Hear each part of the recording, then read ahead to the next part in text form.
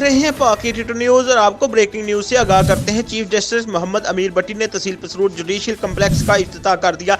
इस मौका पर लाहौर हाई कोर्ट के justice Shujaat Ali Khan, justice Masood Abid Naqvi, justice Sajid Mahmood Sethi, justice Anwarul Haq Pannu, registrar Irfan Ahmed Saeed और Khawaja Mohsin Abad secretary Lahore high court bar दीगर भी मौजूद थे।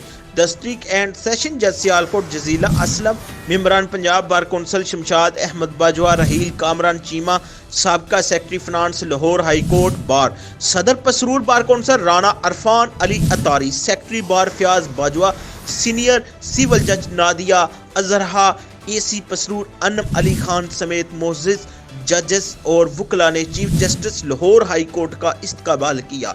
चीफ जस्टिस शुजात अली खान ने तकरीब से खिताब करते हुए कहा कि पसरूर जो जुडिशियल कम्प्लेक्स की तमीर का इफ्तिताह किया है, मेरा यहाँ होना मेरे लिए बाइसे मुसरत है।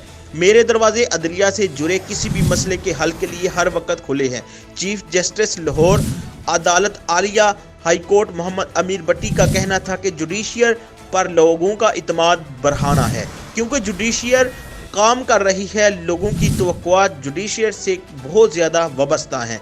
मैं खुद अल्लाह के सामने जवाबदाह समझता हूँ। जस्टिस शुजात अली की वजह से पसरूर आया हूँ, मगर आपसे मिलकर बहुत प्यार मिला है। जुडिशियल कम्प्लेक्स आप पर एहसान नहीं बल्कि ये आपका हक है।